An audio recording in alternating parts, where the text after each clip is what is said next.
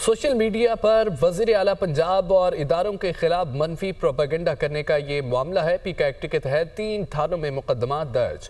मखसूस जमात ने जाली वीडियोस बनाकर इंतशार फैलाने की कोशिश की। सोशल मीडिया पर वज़ीर आला पंजाब और इदारों के खिलाफ मनफी प्रोपेगेंडा करने का मामला। पीका एक्ट के तहत 3 थानों में मुकदमा दर्ज किए गए। मखसूस जमात ने जाली वीडियोस बनाकर इंतशार फैलाने की कोशिश की।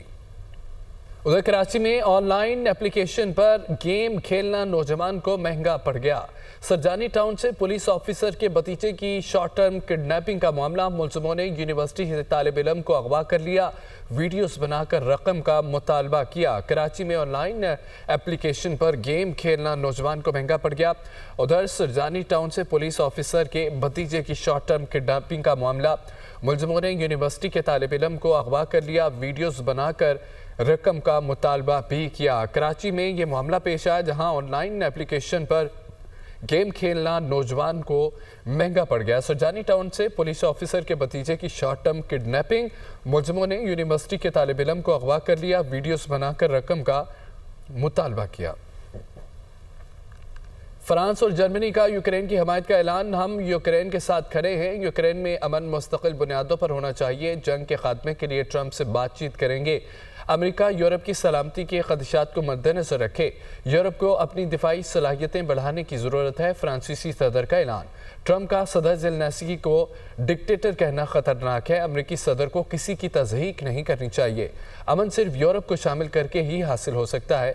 जर्मन वज़ीर ख़ारजा की जानिब से ये बयान दिया गया। फ्रांस और जर्मनी का यूक्रेन की हिमायत का ऐलान। हम यूक्रेन के साथ खड़े हैं। यूक्रेन में अमन मुस्तकिल बुनियादों पर होना चाहिए। जंग के खात्मे के लिए ट्रंप से बातचीत करेंगे। अमेरिका यूरोप की सलामती के खदशात को मद्देनजर रखे। Chief of staff general Syed Asim Munir 7वीं इलाकाई इस्तेहकाम कॉन्फ्रेंस में शिरकत के लिए बरतानिया के सरकारी दौरे पर हैं। दौरे के पहले रोज़ सिपा सलार का फ़कीदुल मिसाल इस्तकबाल किया गया। अपने क़याम के दौरान आर्मी चीफ बरतानिया की सिविल और अस्करी क़यादत से मुलाकातें भी करेंगे। अहवाल इस रिपोर्ट में।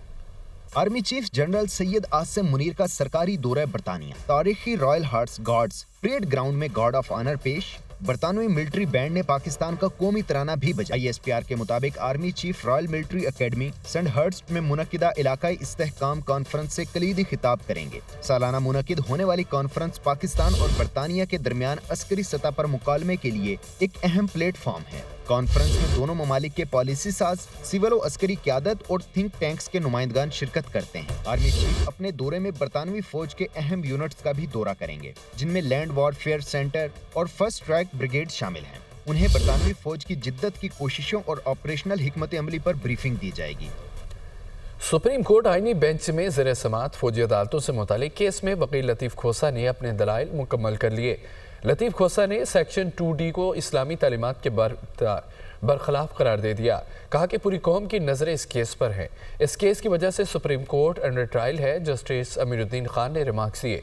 सुप्रीम कोर्ट अंडर ट्रायल नहीं है। अदालत ने आइन और कानून के मुताबिक फैसला करना है। इस्लामाबाद से रिपोर्ट।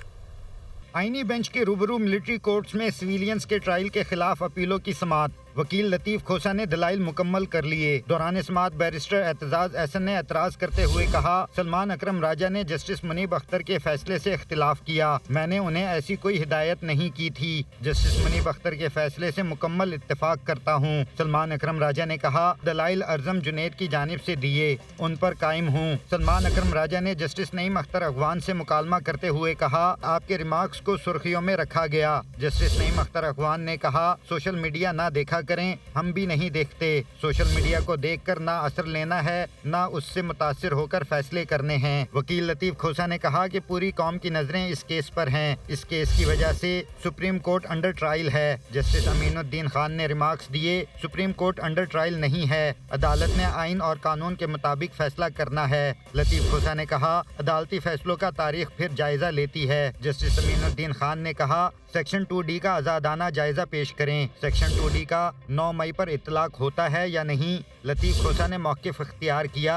आइन में बुनियादी हकूक़ को तहफ़्फ़ुज़ फराहम किया गया है। कुरान पाक और दीन इस्लाम में भी अदलिया की आज़ादी का जिक्र मौजूद है। सिविलियंस का मिलिट्री कोर्ट में ट्रायल नहीं हो सकता। मिलिट्री ट्रायल खुफिया किया जाता है। जस्टिस जमाल खान मंदोखेल ने रिमार्क्स दिए, खोसा साहब तारीख पर जाएं तो आपकी बड़ी लंबी प्रोफाइल है। आप वफाकी वजीर, सेनेटर, रुकने असम्बली, गवर्नर और अटॉर्नी जनरल भी रहे। आपने उन ओहदों पर रहते हुए 2D सेक्शन को खत्म करने का क्या कदम उठाया?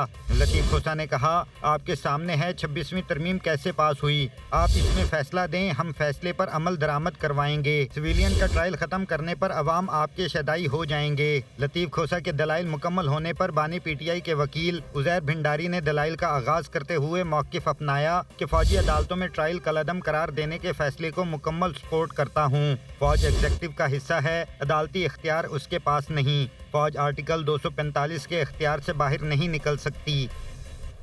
वज़ीर आला पंजाब मरीम नवाज ये कहती हैं कि मैं वज़ीर आला हाउस में अपना ज़ाती काम नहीं करती, मेरी कारकर्दगी पर वो बात नहीं कर सकते, मेहनत कर रही हूँ। पहली बार मुल्क पर हमला करने का दब्बा किस पर लगा? कौन है जिसने पाकिस्तान में फितना फसाद की सियासत का आगाज़ किया? जिस चीज़ की सदा वो भुगत रहे हैं उसके पीछे बहुत वजूहात हैं।